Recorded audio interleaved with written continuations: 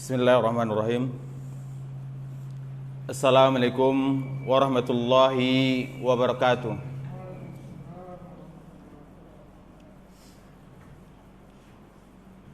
Innal hamdalillah, segala puji hanya kita sampaikan kepada Allah.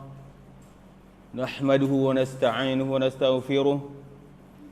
Dengan senantiasa kita memujinya dan berlindung kepada Allah serta minta ampun min sayyiati a'malina, dari kejelekan amalan-amalan kita.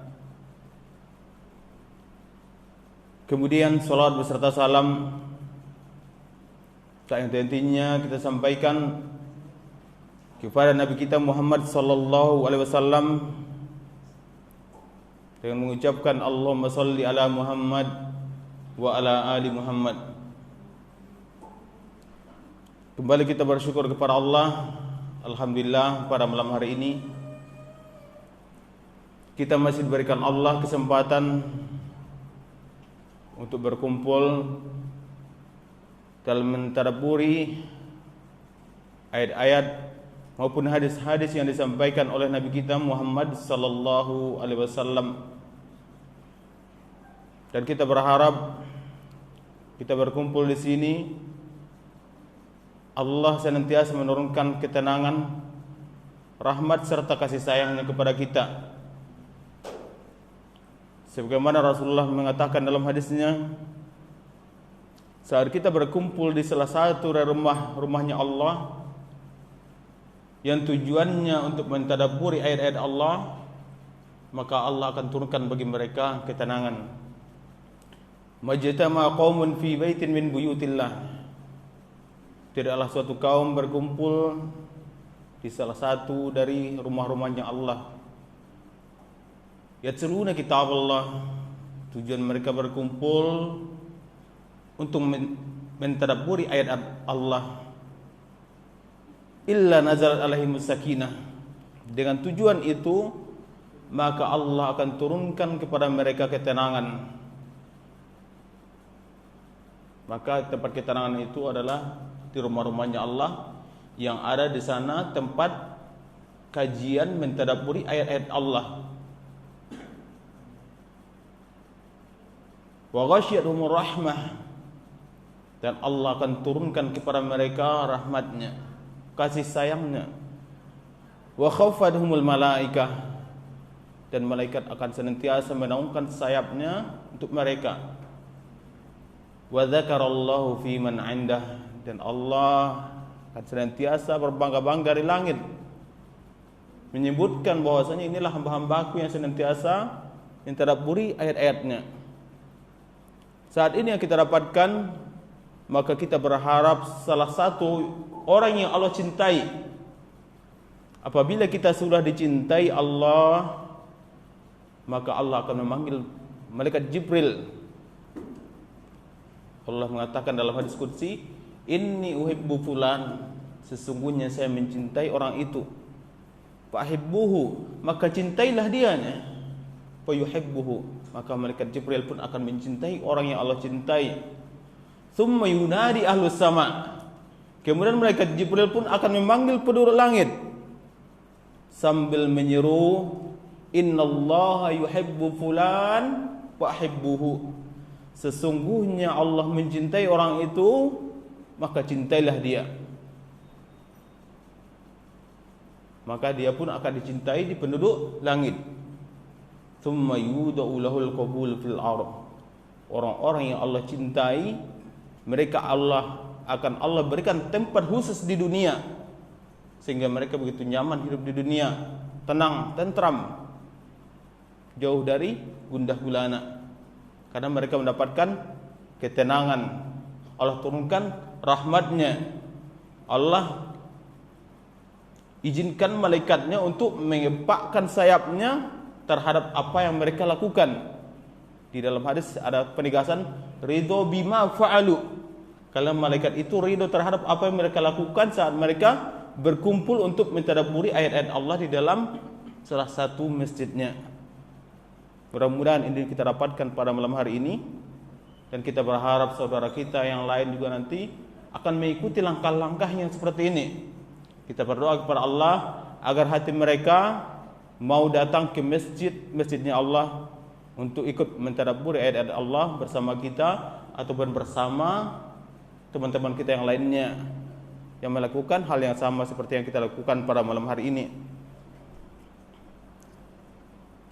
Insyaallah pada malam hari ini akan kita lanjutkan pembahasan kitab kita berkaitan dengan kitab Al-Adabul Mufrad li Imam Al-Bukhari, berkaitan dengan kitab adab karangan Imam Bukhari rahimahullahu taala. Pada malam hari ini kita masuk pada bab yang ke-120, bab sakhawatun nafs, bab kemurahan hati, bab kerendahan hati. Imam Bukhari memasukkan pada bab ini hadisnya. Hadis ini bersumber dari sahabat yang mulia Abu Hurairah, an Abi Hurairah radhiyallahu anhu, anin Nabi sallallahu alaihi wasallam. Hadis ini bersumber dari Abu Hurairah, semoga Allah senantiasa merahmatinya. Dan hadis ini berasal dari Nabi Muhammad sallallahu alaihi wasallam berkata, "Laisal ghina an kathratil arad." Rasulullah sallallahu alaihi wasallam menegaskan, tidaklah dikatakan kaya itu dengan banyaknya harta yang dia miliki. Walakinnal ghina ghinan nafs. Yang dikatakan kaya itu adalah kaya hati.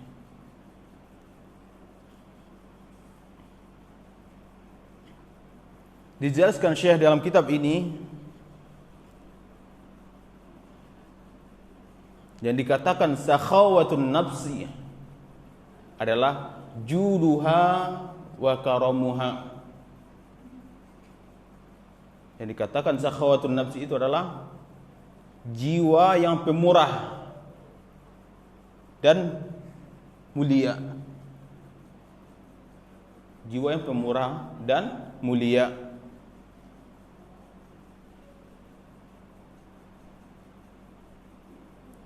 Dijelaskan juga dalam Kamus Al-Wasit, sakhad nafsahu an syai'.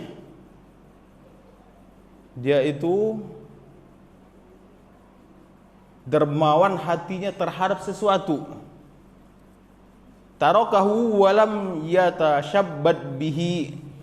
Dia meninggalkan sesuatu tanpa dia terlalu berlebihan terhadapnya. Intinya dalam hal ini adalah dia merasa cukup. Dia merasa cukup. Fatarkuhuna huwal judu wassakha. Dijelaskan di sini bahwasanya meninggalkan sesuatu yang berlebihan dengan cara bersungguh-sungguh dan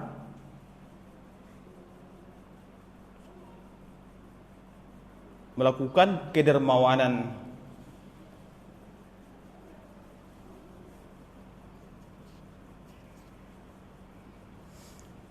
Dijelaskan Syekh di sini tentang hadis yang tadi, laisal ghina an kathratil ard walakinnal ghina ghinan nafs. Di sini di dalam hadis ini ada kata-kata an, artinya adalah penyebab.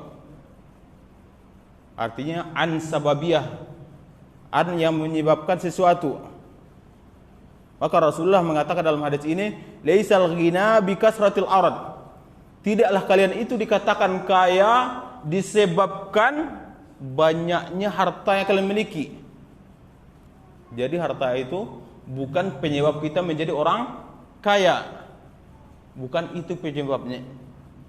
Maka Rasulullah melanjutkan hadisnya, walakinnal ghina ghinan nafs. Akan tetapi yang dikatakan orang kaya itu adalah orang yang kaya hati, rendah hati, pemurah, suka memberi. Itulah yang dikatakan orang kaya. Dia bisa berbagi saat dia kekurangan.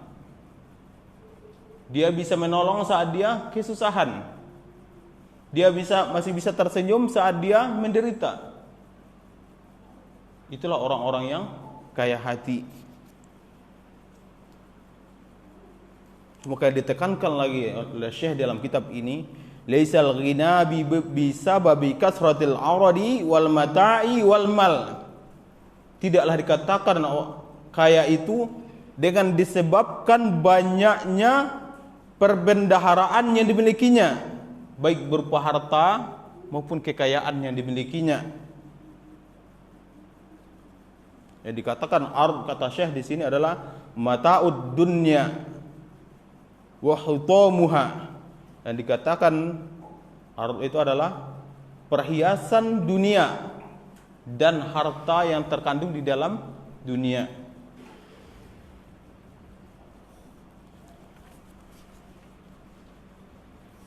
Kita ketahui bahwasanya manusia tidak akan pernah merasa cukup terhadap urusan dunia.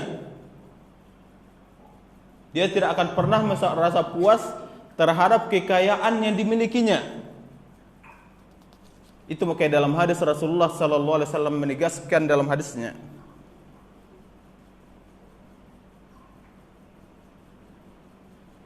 an Atha, dijelaskan oleh sahabat Atha, qala sami'tu Ibnu Abbas radhiyallahu anhuma yaqulna, saya mendengar Rasulullah sallallahu alaihi wasallam berkata, sami'tu Rasulullah sallallahu alaihi wasallam yaqul. Kemudian Ibnu Abbas mengatakan, saya pernah mendengar Rasulullah sallallahu alaihi wasallam bersabda, "Lau kana libni adama wadiyani min malin labtagha thalisan." Ini sifat manusia. Seandainya seorang manusia mempunyai satu lembah harta, labtagha thalisan, niscaya dia akan mencari harta lembah yang ketiga. Dia sudah punya satu lembah, dia akan mencari lagi lembah yang ketiga. Seandainya dia punya dua lembah harta, dia akan mencari lembah harta yang ketiga. Contoh simpelnya, dia punya satu toko, buka cabang satu toko lagi, lancar lagi, buka lagi, lancar lagi, buka lagi. Tidak ada henti-hentinya sampai selagi masih bisa jalan akan buka cabang ke mana-mana. Punya satu hotel, buka hotel lagi. Punya satu penginapan, buka penginapan lagi. Punya satu kos-kosan, buka kos-kosan lagi. Itu sifat dasar manusia. Itu makanya kata Rasulullah, "Lau kana libni Adam wadiyadi min malin." Seandainya seorang hamba, seorang manusia mempunyai satu lembah harta, labtagha thalisannya, dia akan mencari lembah harta yang ketiga. Lalu Rasulullah menegaskan, wala yamla'u jawfa ibni adama illa turab. Ketahuilah, kata Rasulullah, tidak akan pernah bisa menutupi hasrat manusia itu terhadap harta kecuali tanah.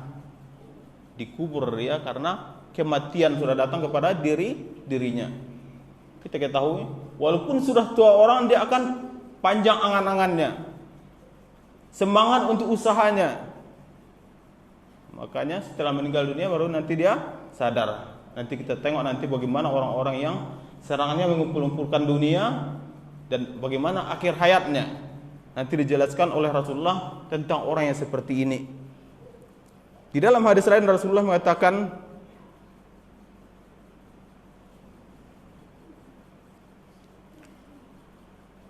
makna hadis ini masih sama dengan hadis yang sebelumnya. Lau kana libni adama wadiyani min zahabin ahabba anna lahu wadiyan akharanya. Seandainya seorang hamba mempunyai satu lembah emas, maka dia masih menginginkan agar mendapatkan satu lembah emas lagi. Itulah sifat manusia.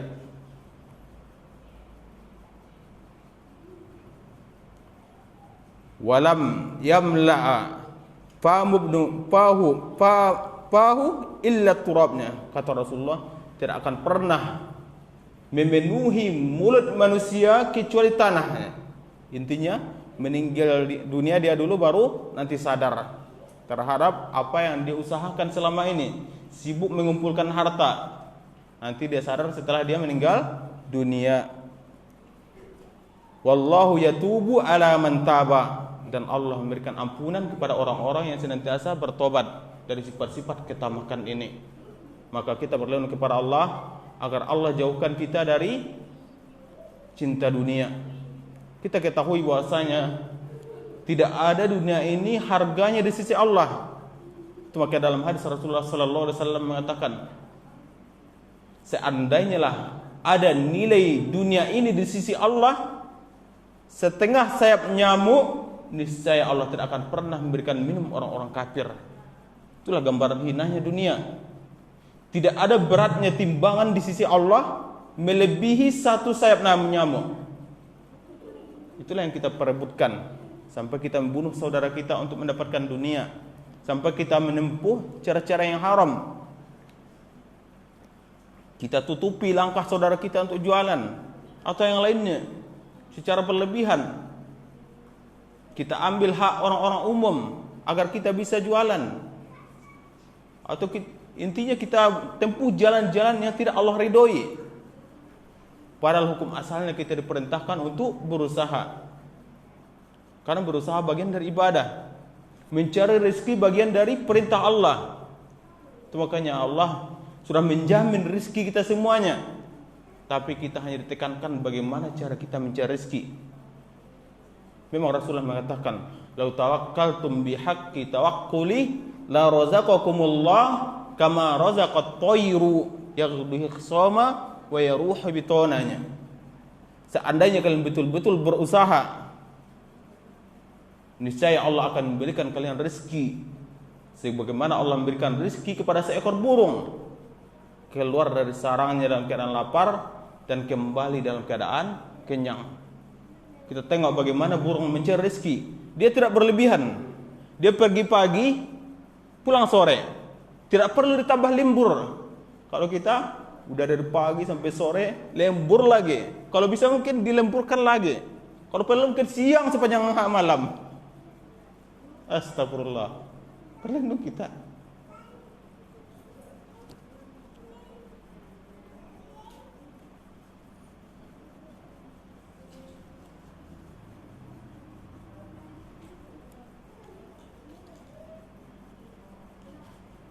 Memang betul kata Allah, "Wamal hayatud dunya illa mata'ul ghurur."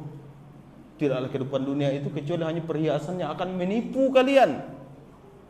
Kita yang seperti ini hukum asalnya sudah tertipu. Sampai lembur siang malam hanya untuk mencari dunia yang secuil. Tidak lebih beratnya dibandingkan satu sayap nyamuk. Itu yang kita perebutkan. Bahkan gambaran bagaimana tentang kondisi dunia ini disebutkan Rasulullah. Suatu ketika Rasulullah melewati pasar bersama para sahabatnya. Lalu Rasulullah melihat seekor bangkai kambing yang sudah kering. Maka Rasulullah mengatakan, "Siapa di antara kalian yang mau terhadap bangkai ini?" Maka para sahabat mengatakan, "Ya Rasulullah, buat apa ini ya Rasulullah? Udah bangkai, kering pula lagi, telinga cacat pula lagi." Maka apa kata Rasulullah? Tidaklah apa yang ada ini, bangkai ini lebih mulia di sisi Allah dibandingkan dunia ini. Intinya lebih hina lagi daripada bangkai itu.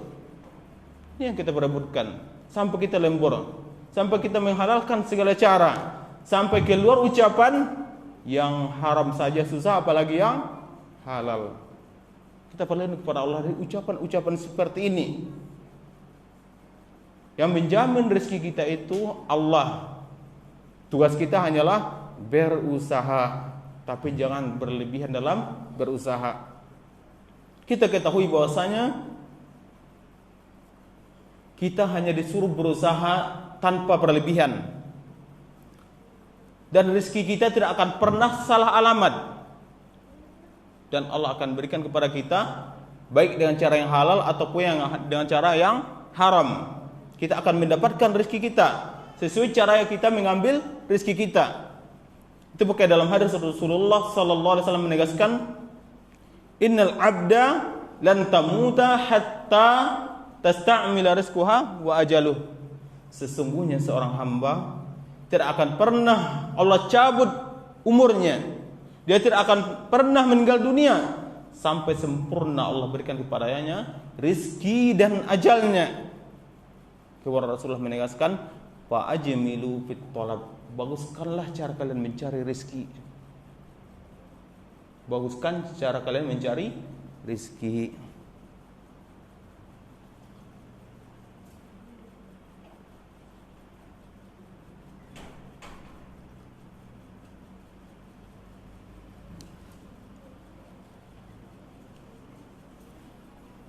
Dijelaskan oleh Ibnu Battal makna hadis, makna yang terkandung dalam hadis yang kita bacakan tadi, laisal ghina bi kathratil awrad walakinnal ghina ghinan nafs, adalah laisa hakikatul ghina bi kathratil mal, tidaklah dikatakan hakikat kekayaan itu dengan banyaknya harta yang kita miliki.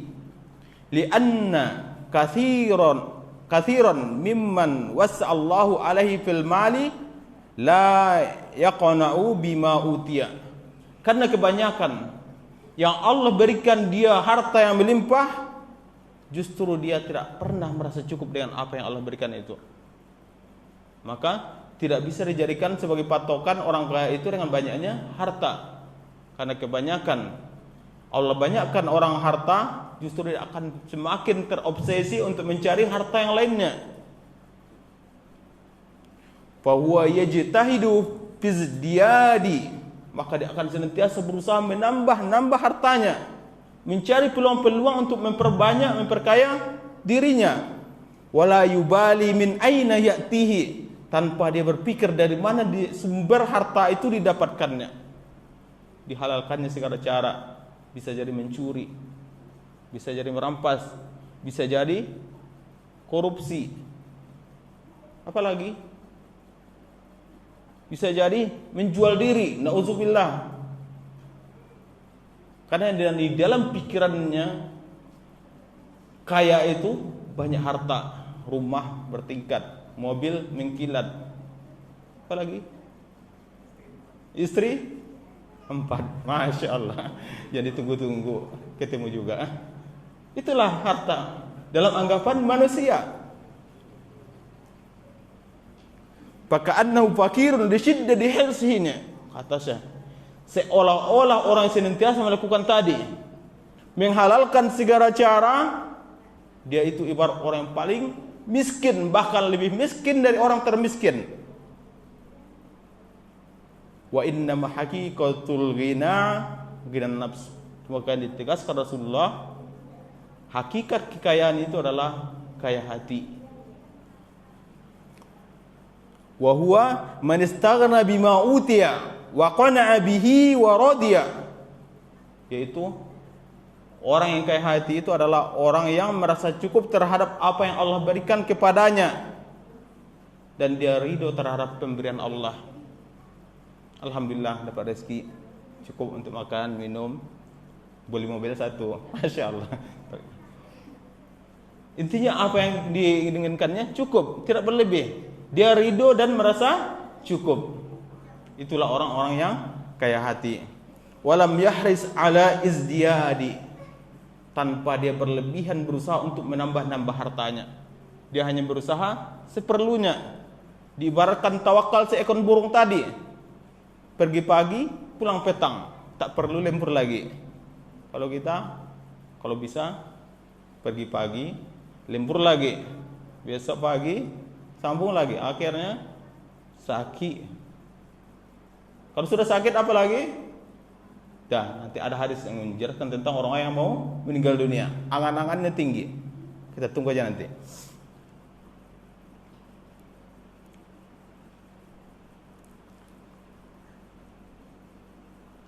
Wala alaha fit talabi faka'annahu ghaniyun. Orang yang kaya hati itu, kata Syekh, dia itu tidak berlebihan dalam mencari rezeki, sehingga dia seolah-olah orang kaya, tidak perlu berlebihan, sehingga dia merasa cukup terus. Kemudian Imam Qurtubi mengatakan tentang makna yang terkandung dalam hadis ini, annal ghina an-nafi'a awil azima, yang dikatakan orang kaya yang bermanfaat, yang mulia, yang terpuji, al-mamduha wa ghinan nafs, itu kaya hati.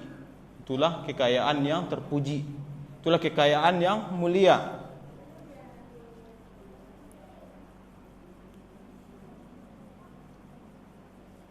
Wa bayanuhu annahu idza istaghanat nafsuhu kaffat 'anil matami. Orang yang merasa cukup hatinya, maka dia akan menjauhkan, menutupi dirinya dari ketamakan. Jadi orang yang merasa cukup akan menjauhkan dirinya dari sifat ketamakan. Fa izzat wa azumat, maka orang seperti ini akan menjadi mulia, akan menjadi berwibawa.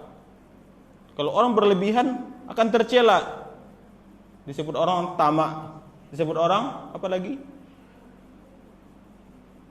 Intinya berlebihan sampai keluarga terlantar. Pergi kerja, anak masih tidur. Pulang kerja, anak pun masih tidur. Bersambung tidurnya anak. Akhirnya sekedar melihat tangisan anak, tawa anak, tidak sempat karena sibuknya ngurus dunia.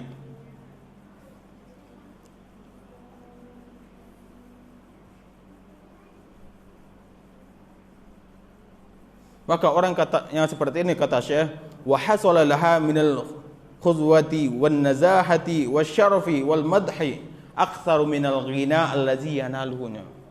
Orang yang seperti ini, orang yang kaya hati, dia akan senantiasa terhormat, dia akan senantiasa menjaga kesucian dirinya, dia akan senantiasa mulia, dan dia akan senantiasa dipuji orang.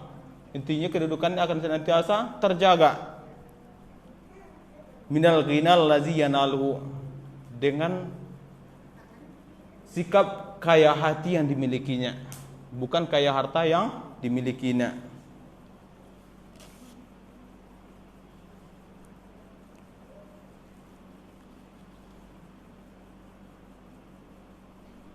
Kemudian kata Syekh melanjutkan, may yakunu fakirun nafsi li hirsihi.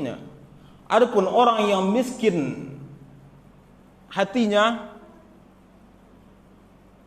karena dia semangatnya untuk mengumpulkan dunia, fa innahu yuwarrituhu fi razailil umuri wa khasaisil af'al. Orang-orang yang senantiasa hanya mengumpulkan dunia, tidak kaya hati, dia akan senantiasa melakukan amal-amal yang jelek, melanggar aturan main, mencari sesuatu walaupun dengan cara yang haram, akan melakukan tindakan-tindakan yang tercela untuk mengumpulkan harta supaya dia merasa kaya.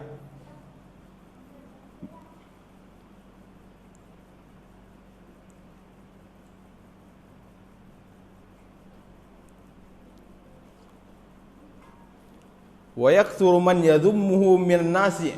Orang yang seperti ini akan banyak yang menghinanya. Manusia akan banyak menghinanya tanpa kita sadari. Apabila cuma dunia kita pikirkan, paling tanggapan orang ikut dunia aja mikirnya. Anak istri terlantar, anak entah kemana-mana, istri pun udah selingkuh pula. Nauzubillah. Karena kita terlalu sibuk, akhirnya orang pun akan berprasangka jelek kepada kita. Wa yasghuru qadruhu indahum. Kedudukan orang-orang yang sibuk mengumpulkan dunia akan dianggap remeh oleh manusia. Akan dianggap remeh oleh manusia. Fayakunu ahqara min kulli hakirin. Maka orang yang seperti ini menjadi orang yang paling miskin di antara orang yang lebih miskin. Sehingga dia hanya sibuk mengumpulkan dunia, sibuk itu aja. Semakin dia mendapatkan rezeki, seolah-olah dia menjadi semakin miskin. Itulah sifat orang-orang yang pencari dunia. Wa adzalla min kulli dzalilin. Dia akan menjadi orang yang paling hina di antara orang-orang yang terhina. Maka kita berlindung kepada Allah dari orang-orang yang senantiasa sibuk mengumpulkan dunia tanpa memikirkan batasan-batasan halal dan haram. Memang betul, perkara yang halal sudah Allah jelaskan Innal halala bayyinun wa innal harama bayyinun. Perkara yang halal sudah dijelaskan Allah sejelas-jelasnya. Dan perkara yang haram juga sudah dijelaskan sejelas-jelasnya. Wa bainahuma umuru mushtabihat. Di antara kedua itu, antara yang haram dengan yang halal, ada perkara yang samar-samar. Antara halal dengan haram, bercampur dalamnya. Orang yang hanya sibuk mencari dunia tidak akan peduli terhadap yang seperti ini. Itu makanya kata Rasulullah, "Wa man istaghrada an syubhat faqad." Siapa yang berlepas diri dari perkara yang syubhat, sungguh dia telah menjaga dirinya dan kehormatannya. Jadi saat kita menjauhi perkara-perkara yang diharamkan atau bahkan hanya sekedar syubhat, sungguh kita telah menjaga diri kita dan kehormatan kita, menjaga harta kita dan keberkahan yang kita miliki. Maka kita jauhi hal-hal yang ada kecondongan kepada keharaman atau bahkan masuk kepada keharaman. Kita berlindung dari hal yang demikian. Mudah-mudahan dengan cara itu Allah berkahi rezeki kita.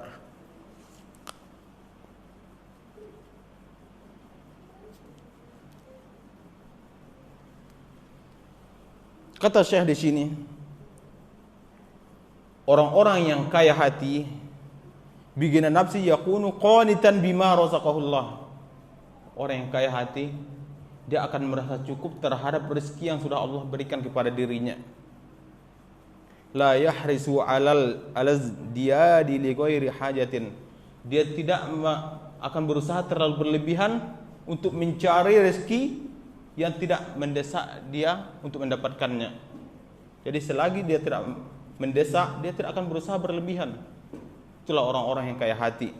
Adapun orang yang condong kepada dunia, dia akan usaha semaksimal mungkin tanpa mempedulikan yang lainnya. Kita ketahui bahwasanya saat kita pelit, tidak mau berinfak, itu merupakan penyebab kebinasaan. Itu menyebab kebinasaan terhadap harta kita. Saat kita menahan, tidak mau berinfak ataupun bersedekah, itu akan menyebabkan kehancuran atau kebangkrutan terhadap harta kita. Itu makanya Allah SWT mengatakan dalam Al-Quran, wa anfiqu fi sabilillahi. Infakkanlah harta kalian di jalan Allah. Wala tulqu bi aidikum ila tahlukahnya. Janganlah kalian lemparkan diri kalian kepada kebinasaan. Saat kita tahan diri kita dari berinfak, maka sama artinya kita membiarkan diri kita masuk kepada kebinasaan. Wa ahsinu innallaha yuhibbul muhsinin.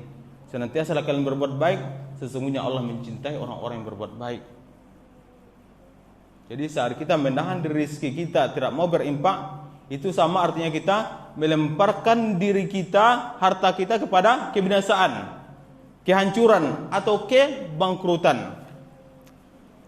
Itu makanya dalam hadis Rasulullah SAW menegaskan, hadis ini bersumber dari Abu Hurairah radhiyallahu anhu qala Rasulullah SAW, ma min yaumin, tidaklah suatu hari, yusbihul ibadu fihi, yang mana pada hari itu seorang hamba bangun pada pagi hari itu, illa malakani yanzilani, kecuali dua malaikat akan turun. Ahaduhuma yaqul, salah satu malaikat itu akan mengatakan, Allahumma a'ti munfikan khalafan. Ya Allah, berilah pengganti terhadap orang yang telah berinfak pada hari ini. Saat kita berinfak, malaikat langsung akan mendoakan supaya Allah memberikan pengganti dari apa yang kita infakkan. Wa yaqulul akhar, dan malaikat yang lain mengatakan, Allahumma a'ti mumsikan talapan. Ya Allah, hancurkanlah, berilah kebinasaan kepada orang yang pelit berinfak pada hari ini. Maka sejalan dengan hadis tadi, saat kita tidak mau menginfakkan harta kita, maka sama artinya kita melemparkan diri kita kepada kebinasaan. Kalau dalam perkara harta, berarti masuk kepada perkara kebangkrutan. Maka ini cukup sebagai introspeksi bagi diri kita. Kira-kira apa penyebabnya harta kita tidak berkah? Atau bisa jadi kita beli mobil langsung tabrakan, hancur. Kita beli rumah, qadarullah kebakaran atau datang gempa, hancur. Bisa jadi inilah penyebabnya. Kita tidak mau berinfak. Sedangkan kita ketahui bahwasanya saat kita memberi itu sejatinya bertambah rezeki kita. Dalam hadis Rasulullah mengatakan, "Ma naqasat shadaqatun min mal." Tidak akan berkurang harta kalian dengan kalian bersedekah. Saat kita berinfak, bersedekah, itu merupakan bukti bahwa kita termasuk orang-orang yang beriman. Itu makanya dalam hadis Rasulullah sallallahu alaihi wasallam mengatakan, "As-sholatu nurun." Sejatinya salat itu merupakan cahaya. Was-shadaqatu burhan. Dan sedekah itu merupakan pembeda, bukti kalian beriman. Jadi yang mau berinfak itu, bersedekah itu hanyalah orang-orang yang beriman. Adapun orang-orang yang tidak beriman, paling anggapannya, saya sudah capek mengumpulkan harta, ngapain pula saya kasih kepada anda? Itulah orang-orang yang tidak beriman. Adapun orang-orang yang beriman, anggapan dia bahwasanya apapun yang diinfakkannya itu akan Allah ganti dengan yang lebih baik.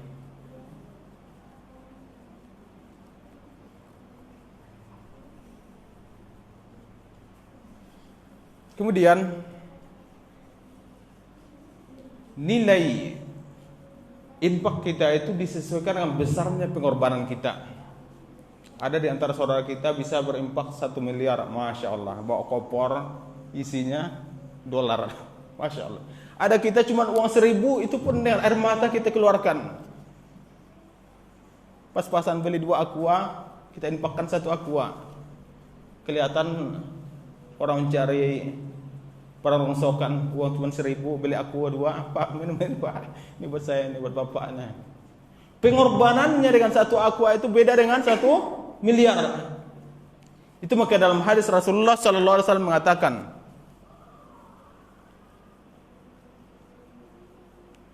An Abi Hurairah radhiyallahu anhu anna Rasulullah sallallahu alaihi wasallam qala. Hadis ini bersumber dari sahabat yang mulia Abu Hurairah, bahwasanya Rasulullah sallallahu alaihi wasallam bersabda, "Sabaqa dirhamun mi'ata alfi dirhamin." Pahala 1 dirham mengalahkan 1.000 pahala dirham. Bayangin, 1 pahala dirham mengalahkan 100.000 pahala dirham. Qalu, lalu sahabat berkata, "Wa kaifa? Bagaimana mungkin bisa terjadi wahai Rasulullah?" Maka Rasulullah mengatakan, "Kana li rajulin dirhamani tasaddaqa bi ahadihima." Ada seseorang mempunyai 2 dirham, tapi dia menginfakkan salah 1 dirham yang dimilikinya. Wa antalaqa rajulun ila urdi malihi. Ada juga orang yang mempunyai harta yang banyak, melimpah. Dia pergi ke tempat hartanya, lalu dia mengambil hartanya. Fa akhadha minhu mi'ata alfi dirhamin. Dia mengambil 100.000 dirham dari hartanya yang melimpah tadi. Fa tasaddaqa biha, lalu dia bersedekah dari harta yang dimilikinya. Di sini pembedaannya cuman letaknya pengorbanannya. Yang satu dia cuma 2 punya dirham, memiliki 2 dirham, dia infakkan 1 dirham. Adapun yang satu lagi bisa jadi dia punya segudang dirham, dikeluarkannya 100.000 dirham, tidak akan berkurang. Ibarat 1 gunung dia ambil 1 truk, tidak akan kelihatan berkurangnya. Adapun orang yang berinfak dengan 1 dirham, dia hanya mempunyai 2 dirham, itu betul-betul terasa pengorbanannya. Kita punya uang 100.000, diinfakkan 50.000, sisa 100.000 hanya cukup untuk makan sehari. Akhirnya kita tawakal lagi untuk besok, ya Allah, berilah pengganti untuk hari besoknya. Adapun orang yang tadi berinfak dengan berlebih, masih biasa, sampai 7 keturunan masih punya dia. Akhirnya dia tidak merasa berkurang dengan dia berinfak. Itu letaknya. Di situ letak kelebihan Allah memberikan pahala terhadap pengorbanannya. Itu makanya jangan sampai kita meremehkan kebaikan sekecil apapun. Itu pakai dalam hadis Rasulullah mengatakan, ahabbul a'mali ilallahi adawamuha wa in qallatna. Amalan yang paling Allah cinta itu adalah amalan yang senantiasa kita lakukan walaupun amalan itu kecil. Memang dianggap orang lain itu remeh, tidak ada artinya apa-apa bila dibandingkan dengan amalan yang dilakukannya. Bisa jadi dia berimpak 1 juta terus, tapi kita hanya bisa berimpak 1.000, 2.000, tapi kita rutin. Bisa jadi dengan yang sedikit ini, itulah amalan yang paling Allah cintai dari amalan-amalan kita.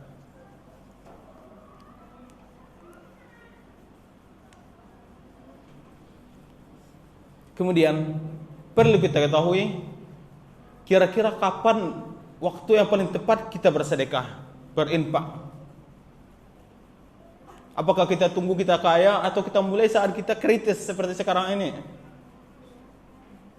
Hidup pas-pasan, zaman pandemi corona, uang pas-pasan untuk makan siang, malam entah makan apanya. Kira-kira kapan yang tepat? Di dalam hadis Rasulullah sallallahu alaihi wasallam menyampaikan, an Abi Hurairah radhiyallahu anhu, bersumber dari Abu Hurairah radhiyallahu anhu, qala ja'a rajulun ila Rasulillah sallallahu alaihi wasallam. Datang seseorang menemui Rasulullah sallallahu alaihi wasallam. Faqala ya Rasulullah. Lalu orang ini berkata, wahai Rasulullah, ayu sadaqatin a'zamu ajran? Ya Rasulullah, sedekah yang bagaimana yang paling besar pahalanya di sisi Allah? Qala, lalu Rasulullah mengatakan, anta saddaqa wa anta sahihun syahihul takhshal faqra. Hendaklah engkau bersedekah saat engkau dalam keadaan sehat. Saat engkau dalam keadaan sehat. Dan saat itu engkau dalam keadaan kikir. Betul-betul kamu cintai hartamu itu. Wa takhshal faqra. Dan saat itu juga kamu takut miskin. Kondisinya kita sehat, kita lagi pelit, takut harta kita ada berkurang. Kemudian kita sedang berangan-angan supaya menjadi orang kaya. Itulah waktu yang paling tepat kita berinfak. Disitulah pahala yang paling besar. Wa ta'mulul ghina, dan di sisi lain saat itu juga kamu berangan-angan agar kamu kayanya.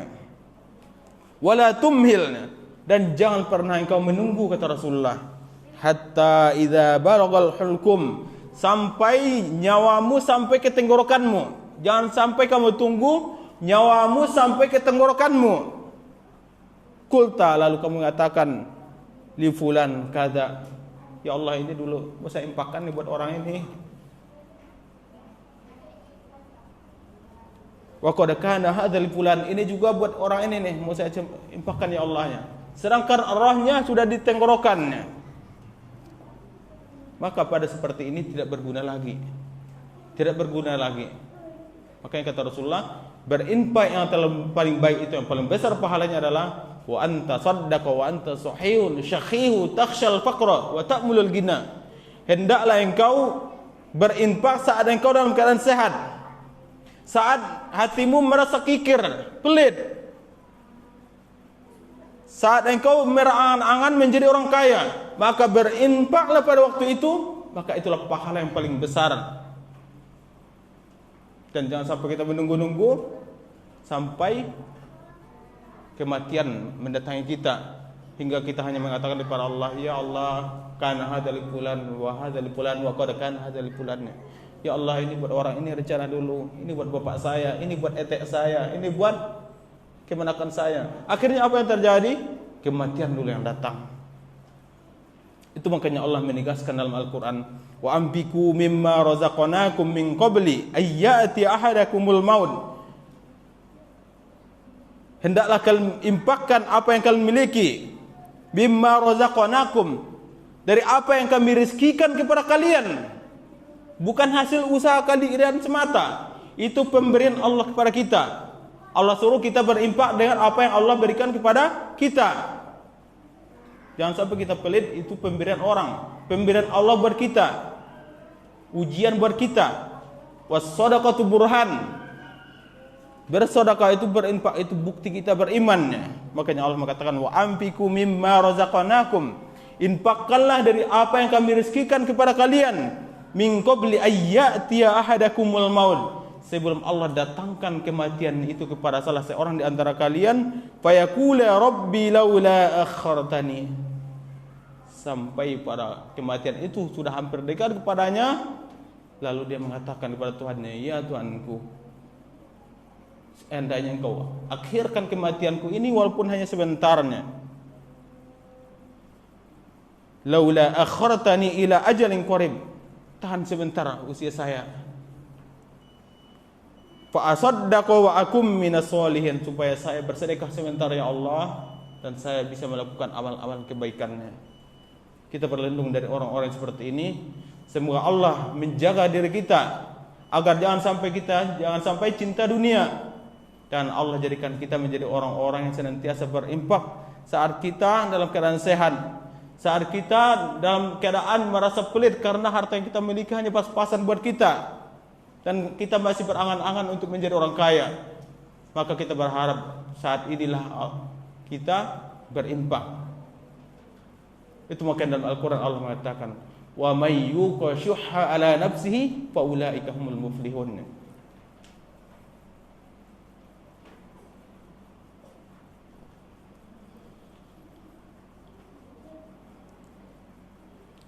Siapa yang Allah hilangkan rasa kepilitan dari diri seseorang, maka itulah orang-orang yang beruntung. Saat Allah hilangkan rasa pelit dalam diri kita, maka ketahuilah itulah termasuk kita orang-orang yang beruntung. Tapi saat kita masih pelit mengeluarkan harta kita, masih pelit membantu saudara kita, berarti kita belum termasuk orang-orang yang menang. Mudah-mudahan dengan sedikit ini bisa menggugah hati kita agar ingat saudara kita yang membutuhkan. Subhanakallahumma rabbana wa bihamdika asyhadu an la ilaha illa anta astaghfiruka wa atubu ilaik. Assalamualaikum warahmatullahi wabarakatuh.